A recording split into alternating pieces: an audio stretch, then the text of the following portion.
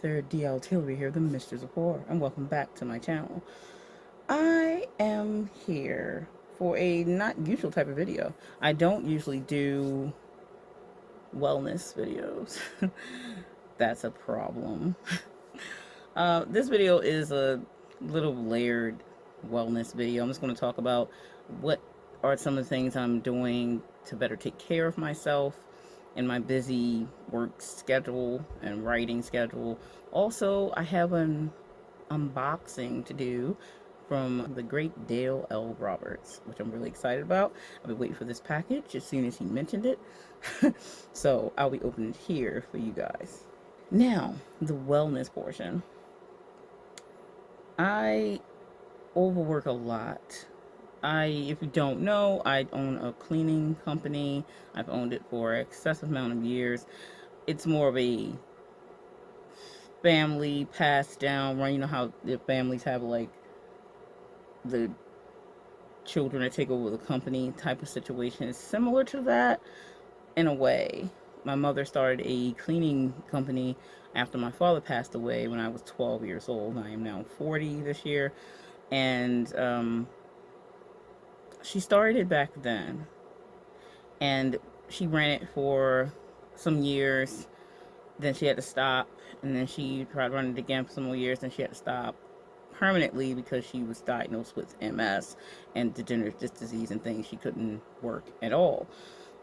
So we stopped doing the cleaning business. I have been working with her since I was 12 in her cleaning business. I used to do the logistics, behind the scenes stuff, do the contracts. I've been doing that kind of stuff since I was a kid. Thank goodness for the high intellect that I always had. It helped. When I became pregnant, I decided that I needed to no longer work for others, though I was always more the entrepreneur type to begin with.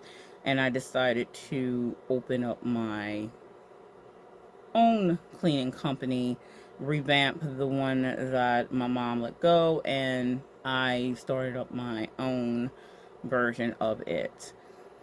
So that's what I do full time, more or less, and of course my writing authorship business. Plus, I now am starting a snack sweets business from home. Later, a little bit later this year. I'm supposed to start it next month. We'll see how things work out, but I definitely plan to start it no later than September. And I have some side gig things. I'm social media manager for Charm City Filmmakers, so I do the social media portion of that. Plus, I have interest in possibly one day directing my own film, which I am interested in doing horror, obviously. And so I'm learning to write screenplays or and scripts and things like that. So I do a lot of things that's besides my main paying gig. Now my authorship is a partial paying gig for now. It's probably going to grow extensively into a more mid-level to higher level paying gig. That's the plan, because I plan on putting out more works. And that's why I also, as we get later into this episode and show, that when I talk about Dale Roberts, you'll understand that he's an important part of my growth for my books selling more and my care of growing my author platform to make sure more people know about what I have to put out. That being said, I do work a lot, and that's not to even mention any of my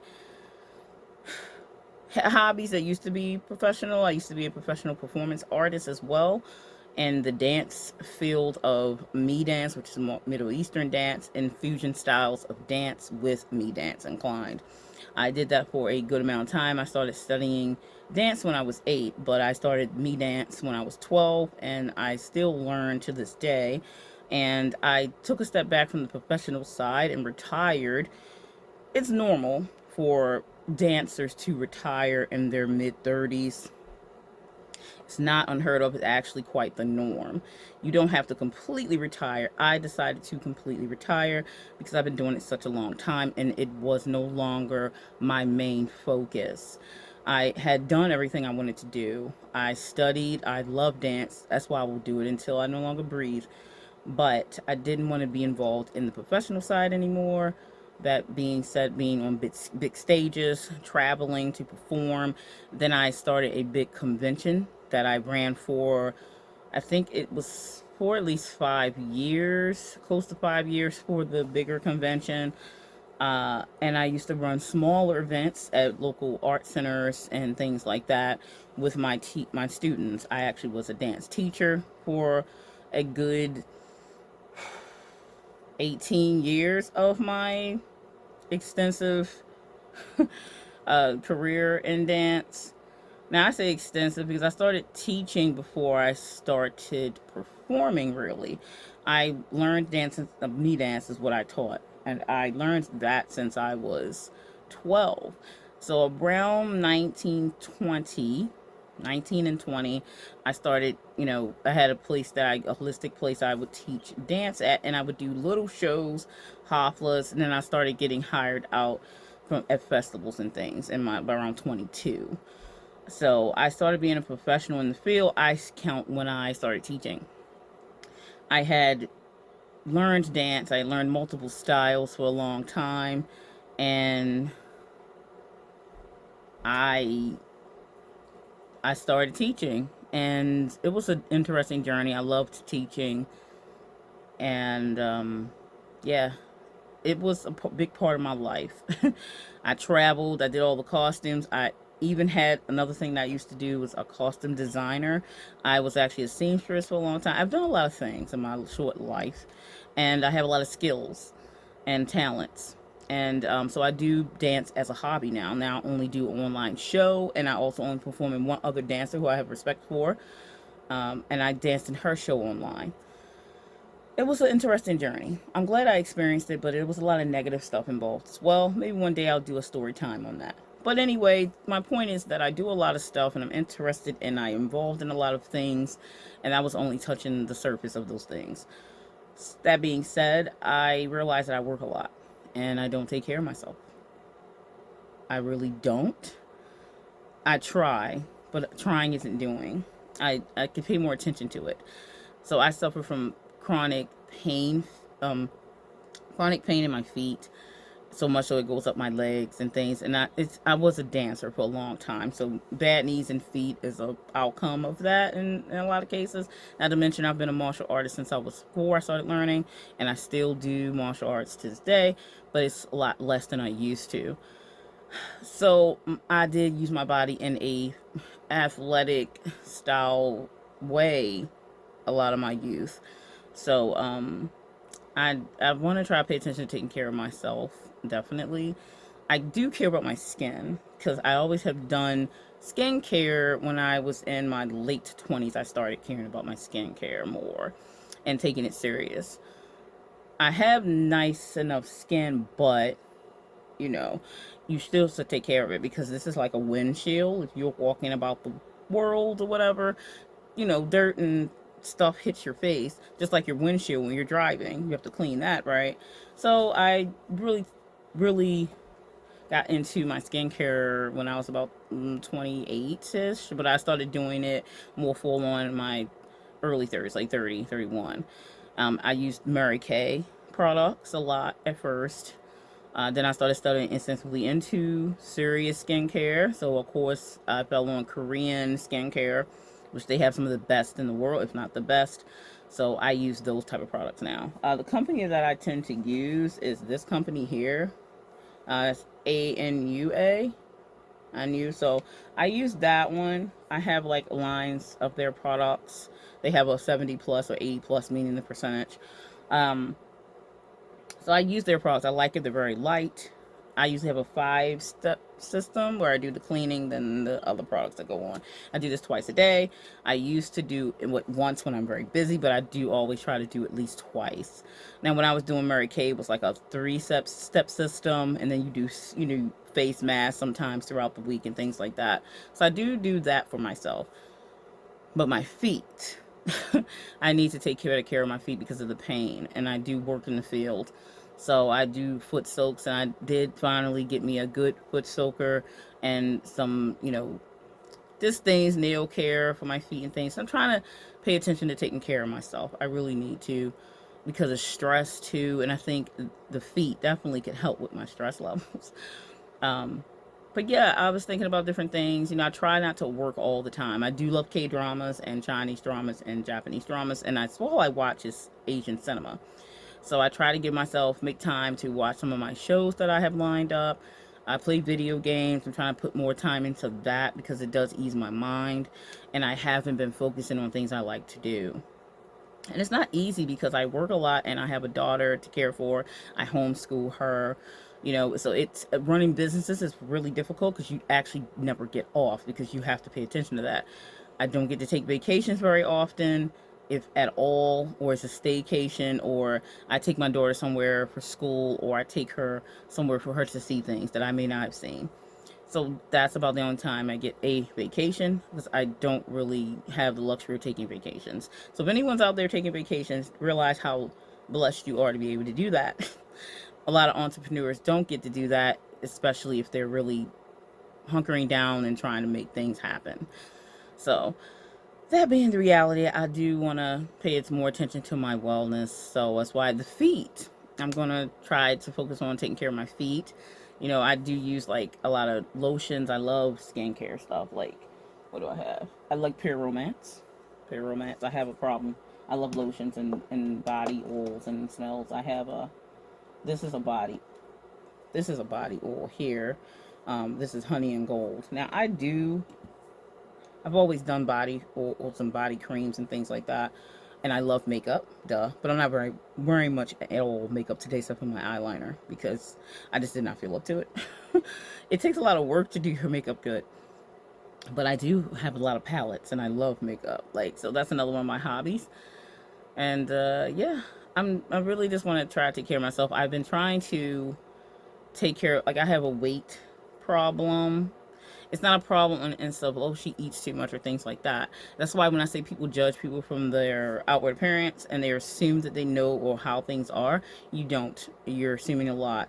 Now, I am on the heavier side, not always, but most of my life, yes. Now, the reason why I'm heavy is more to do with being in starvation mode all the time. Yes, that's a thing. My body is in constant defense against me because it's in starvation mode. And I found this out more recently, and I just wasn't paying attention to myself. And this is a long time coming. I gained a lot of weight after my father passed away when I was 12, but it was still not as fast as, you know, it wasn't that fast. It was a couple years. But it was because of my eating habits. You do have to realize the importance of 3 meals a day, of 2 snacks a day with the 3 meals in small portions. If mine was portioned just based, it was the meal thing at all. I grew up, it was kind of rough. We didn't always have 3 meals a day. Um, we had at least dinner and maybe and breakfast on occasion. And then as I got older, I worked a lot. I was immediately into the work field and I was in retail when I first started. Did not give me a lot of time, but maybe for lunch, which would be dinner to me in some cases. So I got into the mold of work, work, work, work, work, and I only ate once a day. I just recently started breaking away from eating once a day. I've always eaten once a day. I would eat at 5 in the evening or so, and then I would eat nothing else after that. And I, you know, am a night owl, so I stay up most of the time. Now I go to sleep. It's still in the middle of the night, even though I have an early morning to get up. So sleep is important, which I don't get a lot of that. I used to sleep 8 hours. Now I'm lucky if it's 5. And I think, well, when I checked it, all my vitals have been checked. All my stuff is fine. The insulin levels, my thyroid. I don't eat a lot. That's the problem. I don't eat enough. So my body's in defense mode. And I have an endomorph style body type, which holds weight. So in the winter, I wouldn't die. It would eat on itself because it had plenty of fat stored up. But that's an issue, means I can't lose weight, though I'm extremely, extremely healthy. All my stuff is checked. All my stuff is perfect. But I do want to lose some of the weight. It's just that it's not easy for me because my body's in starvation mode. So I have to learn to retrain myself to eat multiple meals a day and eat small portions of those said multiple meals. So that part's easy because I don't even want to eat. I'm not even hungry. Like, that's the problem. I don't recognize to eat because I'm not hungry in the least. I don't get hungry. It's just not something I feel. So I now in the morning, as much as possible, I'm at least trying to eat some things, and I'm eating, I have a yogurt and some grapes. Um, and then in a lunch, I'm trying to make maybe some oatmeal, something like that. I'm trying to ease into it because it's not easy for someone who doesn't eat to start eating. And then I have dinner, and my diet is mostly Asian cuisine, um, baked things, roasted things. I don't eat fried foods. I don't eat a lot of sweets because I'm not interested. I don't have a sweet tooth. If I do, I'm very good portions, and I don't overeat things. Even when I have snacks, which I don't hardly ever snack, I'm not a snacker. If I have ice cream, sometimes it's a very small bit that I have. That's why people look at me, they're like, oh, you must eat a lot because you're heavy. Like, that's not how this works. Nothing is as cut and dry as that. So I hate when I hear people tell someone, like, stop eating and you'll lose weight. Like, actually, it might have a reverse effect. You don't know what you're talking about. Now, eating less, maybe doing your portions right, if you're eating heavily big plates, then sure. But you don't know who that applies to because you don't live their life. So I'm trying to do better by myself and pay attention. So that's what I wanted to say about my wellness. And it does come down to, my mind would be in a better place to continue to write the stories that I write, and less of a struggle to make the time if I'm in a better headspace, because my feet will feel better, my body will feel better, because I'll be taking better care of it. So no more intermittent fasting for me, because technically I just fell into intermittent fasting because I never would eat until 5 or something in the evening, and then that'd be it for me. So I was having like 16, 18 hours of intermittent fasting, but it wasn't intentional because it was just my lifestyle. So we're going to try something new. We're going to see what happens.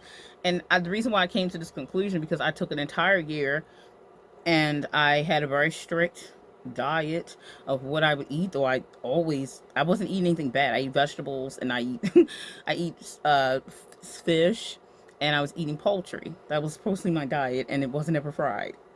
And I don't overeat big portions, not my thing. So I knew something was wrong because I was working out 45 minutes to an hour a day, and I was building muscle because I was doing HIIT training and stuff like that. My body responds to weightlifting better than cardio alone. And I lost 30 pounds for an entire year of doing that strictly. Change ups and all that stuff added in. I know I've been doing it for a while. I've lost weight before, but it was under extreme stress and walking all the time. It was a bad situation, so I didn't lose the weight because it was a bad situation. So that's the last time I had lost a lot of weight. But this was a year ago. I lost 30 pounds from all of that work and had nothing to really show much. Well, 30 pounds is great, but my body, I needed to lose at least 100. This is why I knew my body was in starvation mode. It didn't care that I was working out. It was like, oh, what you think you doing? Like, you still starving me? Like, what? It's smarter than you. It knows how to survive, okay? Until it can't. So you got it backed in the corner, but I don't want to do that. I wanted to do it the right way. And I do believe in lifting weights, because if you had heavy weight on your body for so many years, you do not want to lose it fast. That's not a good thing, because then you will have a lot of excess skin. But if you weight train while losing the weight, the skin will retighten as much as it can, depending on how older you get and things like that. But I didn't have any problem with that. I had a problem with getting the weight off because of my body being in starvation mode. So I'm going to work on getting it out of that. But I'm not going to stress about it. It's not that big a deal. I am healthy, but it's just that I want to try to do that to make sure I stay healthy as I get older, because I have a daughter to think about. Now, so on to the unboxing, that where my wellness mindset is. This unboxing, you ready? Let's go. I'm going to cut into this. Dale has this taped up like Fort Knox. Not. But he has it taped up pretty good. So I'm going to just cut the surface here. And then I'm going to pop this open. Okay, so I got it open. Let's see. We got 2 in here. Now let's see what this is. The first one. Oh, he mentioned this book. And he said this book is really good. This is You Must Market Your Book by Honoree Corder. I possibly said the name wrong. Such a cool name. Actually, I looked at the first name. This is her on the back here. And this is You Must Market Your Book, Increase Your Impact, Sell More Books, and Make More Money. Well, I'm all for all those. Those are definitely interested in doing that. So I'll be reading this. This is a huge book, so it must get right to the point. It is about 100 something pages. That's cool. I'll be reading this because I'm definitely all about. I want to learn to do it right, and that's why I've subscribed both to Dale's channels, and I have to subscribe to his website because Dale knows what's up. Okay, so there's another book in here. There's another book in here, and this one is by Dale himself. This is Dale Roberts, the Amazon self-publisher, how to sell more books on Amazon. Forward by Julie Board. Oh, cool. He got me a note in there. There's a note in here.